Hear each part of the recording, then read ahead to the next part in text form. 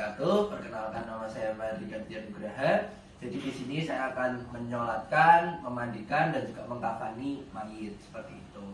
Baik, yang pertama-tama kita mulai dari memandikan mayit terlebih dahulu. Yang pertama-tama kita siapkan mayit di sebuah tempat gitu ya, yang dimana ada tempat pembuangan airnya di bagian kakinya seperti itu. Terus kemudian setelah sudah ditaruh mayitnya, kita jangan lupa menutupi pada bagian pusar sampai dengan bagian lututnya seperti itu.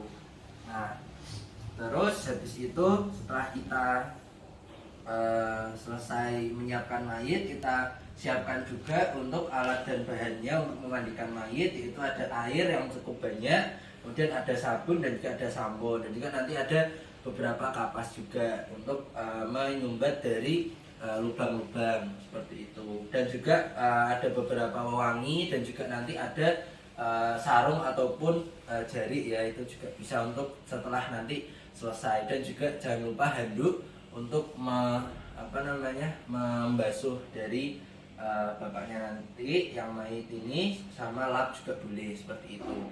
Pertama-tama kita ambil satu gayung, kita lakukan yang bagian-bagian yang terutama yang dilakukan untuk berwudu dulu, yaitu pada dimulai dari tangan kanan terlebih dahulu ya, terus habis itu tangan kiri, kemudian pada bagian ini kita langsung ke wajah semua sudah. Kemudian kita juga bisa bersihkan juga pada bagian hidung dan juga mulutnya tadi. Terus habis itu ini bagian siku ini juga. Terus habis itu pada bagian rambut juga kita usap. Terus pada bagian telinga juga kita usap juga, dari yang kanan dulu baru yang kiri, dan baru kaki, kanan dulu baru yang kiri. Untuk selanjutnya tadi kita ulangi ya, bisa sampai 3 kali, 5 kali ataupun 7 kali. Dan juga untuk yang bagian bawahnya sini kita bisa miringkan bapaknya gitu ya, tapi itu kita nanti aja sekalian yang di belakangnya seperti itu. Jadi kita miringkan baru kita siram pada bagian yang belakang seperti itu. Kemudian untuk selanjutnya kita tidak lupa untuk menyiapkan dari sabun. Nah, tadi sudah, lalu kita sabuni semuanya, kita bersihkan kotoran-kotorannya juga seperti itu. Mulai dari hidung kita rogo-rogo juga seperti itu ya, mulai dari mulut terutama apakah ada sisa kotoran makanan, kemudian dari telinga juga mulai dibersihkan juga. Habis itu di bagian bagian anusnya juga kita rogoh, dan juga harus ada saksinya juga seperti itu. Kemudian dari bagian tempat pembuangan air kecilnya juga kita bersihkan. Terus juga kita tidak lupa untuk menekan-nekan ya pada bagian perutnya dan juga di bagian suprasimfisisnya agar kotorannya semua keluar terlebih dahulu. Nah, setelah keluar semua kita sabuni lagi ya, dari yang kanan dulu baru yang kiri, sama juga dari muka juga seperti itu. Habis itu kita tidak lupa untuk membilas dari rambutnya tadi.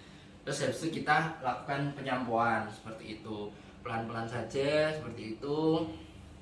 Ketika sudah, selanjutnya kita lakukan itu 3 kali, 5 kali ataupun 7 kali. Setelah sudah kita bersihkan semuanya, dan juga tidak lupa tadi kalau mau dimiringkan itu yang miringnya ke arah kanan. Jadi nanti pasien bareng-bareng diiringkan ke kanan gitu ya. Terus kita mandiin pada bagian punggungnya juga sama, jangan lupa disabunin juga dari atas sampai bawah seperti itu.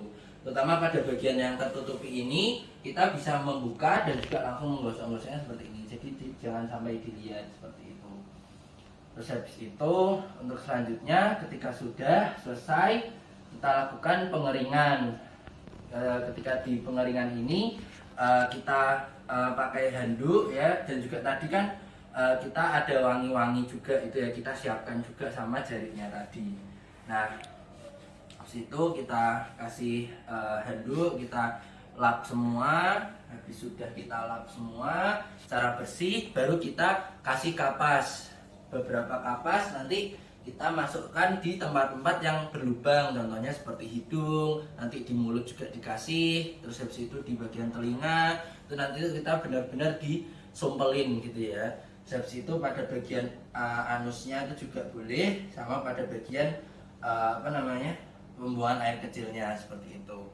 Lalu kita kasih juga pada bagian ketiak, terus juga jangan lupa nanti kita kasih pampers juga seperti itu. Terus habis itu setelah sudah baru kita blebek gitu ya dengan menggunakan jari ataupun sarung seperti itu. Nah, di sini untuk pemandiannya sudah selesai.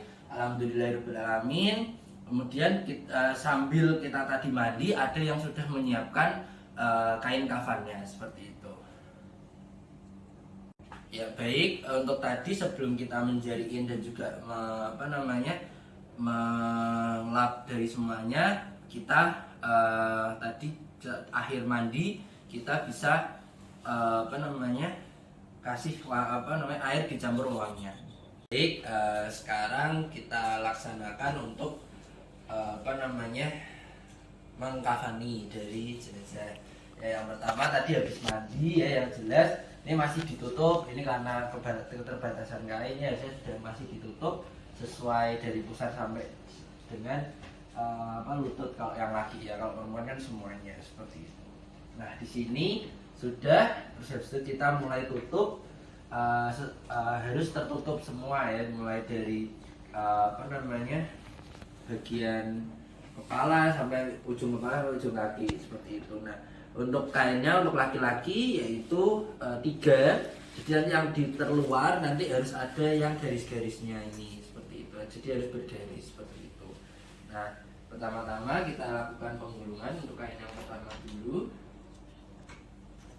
Ya, ini harus orang banyak ya seperti itu biar memudahkan. Habis itu kain yang kedua ya, habis yang terakhir adalah kain yang ketiga. Nah ya baik, di sini nah kalau tadi posisi yang kayak gini ini tidak bisa melihat wajah dari jenazah lagi, jadi kita langsung tutup gini. Nanti kita juga siapkan dari talinya seperti itu. Kita lanjut tali saja dari mana? Dari bawah dulu. Dari bawah dulu ya. Ini tidak usah terlalu kencang, tapi usahakan tetap fix gitu ya, tetap kuat seperti itu. Jadi tidak usah terlalu kencang, tapi tidak yang penting kuat menutupi dari agar menyangga dan juga menyangga dari kain-kainnya ini seperti itu. Baik, kemudian yang terakhir itu ini harus benar-benar di ujungnya ya, biar tidak lepas seperti itu. Ya baik, untuk pengafanannya sudah selesai. Selanjutnya dari pengafanan ini kan sudah selesai. Selanjutnya kita lakukan pensolatan. Baik, untuk selanjutnya ini kita akan lakukan penyolatan jenazah ya. Jadi untuk sholat jenazah bagi yang laki-laki itu imamnya berada di perut. Kalau yang perempuan nanti imamnya berada di bagian kepala seperti itu.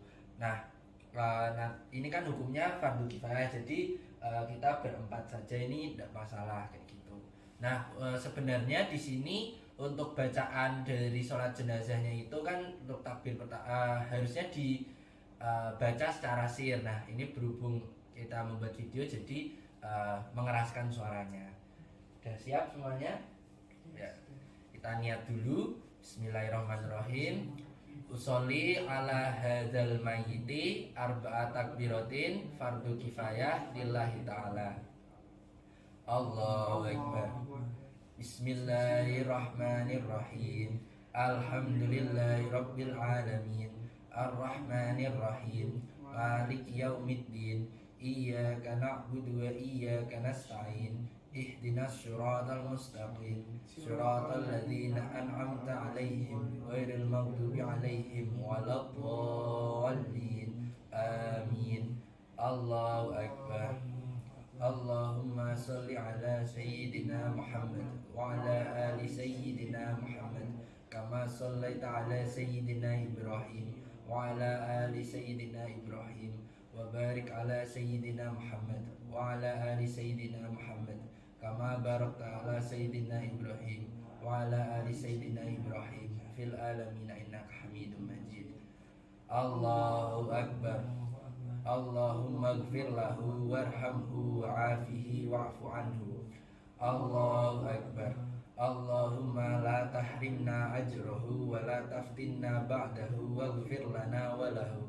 Assalamualaikum warahmatullahi wabarakatuh. Assalamualaikum warahmatullahi wabarakatuh. Nah, tadi untuk yang takbir ketiga dan juga takbir keempat, untuk yang laki-laki kan hu, kalau yang perempuan nanti jadinya he. Terima kasih. Assalamualaikum warahmatullahi wabarakatuh.